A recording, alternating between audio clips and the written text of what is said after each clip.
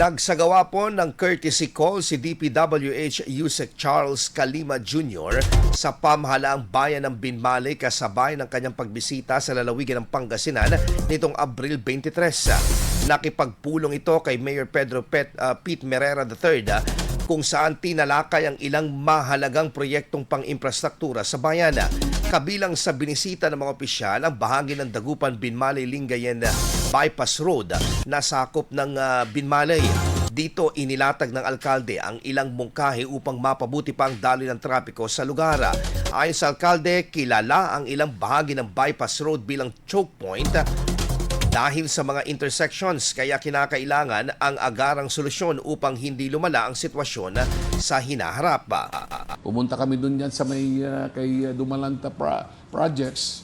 Sabi ko, ito yung sinasabi ko sa kanila na sumulat ako na although pagpupunta ka, kakaliwa ka, papuntang Dagupan, doon sa gagamitin natin new roads kung sakali matapos na yan, hindi basta-basta na ang lalagyan lang nila ng rotonda on the left side, kung pupunta ka ng Dagupan, ay yung rotonda lang on the side of the Enrile property. Dapat sana lalagyan din ng rotonda on the property side of the Dumalanta.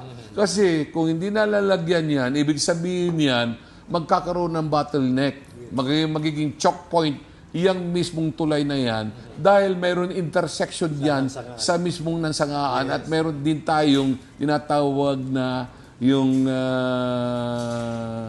traffic light. Yes, sir. What if kung ginamit yung traffic light, umahaba ang mismong ating linya ng mga sasakyan? Ni Binmalay Mayor Pedro Pete Merera III.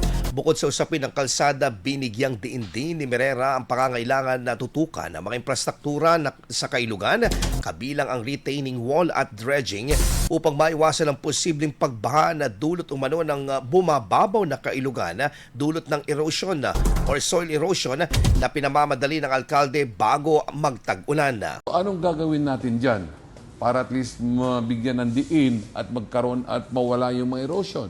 So, ibig sabihin, magkakaroon tayo ng mga retaining wall protection sa erosion para yung lupa na yan na nanggagaling sa bundok ay hindi pupunta sa Kailugan.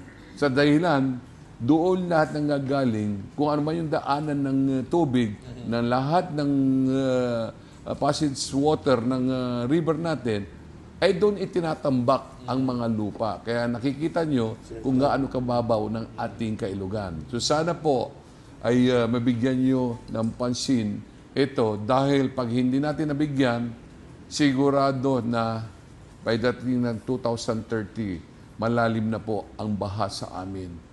Sa dahilan, hindi dapat, hindi pa nahuhukay. Kaya sana palalaliman na yan. Samantala, question din ng alkalde ang ilang proyekto ng DPWH sa bayan na hindi pa natatapos at hinamon ng kagawaran na bigyang linaw ang pagkakaantala ng mga ito. Sabi ko, tingnan nyo ang Manat Bridge, ang mismong Curambong Bridge, doon sa Kayaman Bridge, bakit nakahinto for almost magwa 1 month na hanggang ngayon wala pa rin? Ano bang naging, ano ang naging paghinto ng mga projects na ito? So sana nga gusto kong malaman. Umingi ako sa kanila ng dokumentos kung ano talagang mismong it is negative or positive slippage dito. Anong mga problema nito? Bakit nakahito? Lalo na yung mismong karagatan na yan, yung baywalk na yan. Sana nga bigyan din kami ng dokumentos dito na hindi lang basta-basta na sila lang nakakaalam doon. May karapatan din ako bilang mayor ng bayan ng Binmalay. Kaya sana po ay mga tumugod sila sa mga mismong pangailangan para at least magiging maayos lahat. Sa kabila nito, wala pang inilalabas na detalyadong tugon ng DPWH hinggil sa mga isyong binanggit kabilang ang status ng mga naantalang proyekto sa bayan. Patuloy naman ang koordinasyon sa pagitan ng lokal na pamahalaan ng Binmalay at Department of Public Works and Highways upang matiyak ang maayos na implementasyon ng mga proyekto at na sa huli ay mga mamamayan ang makikinabang.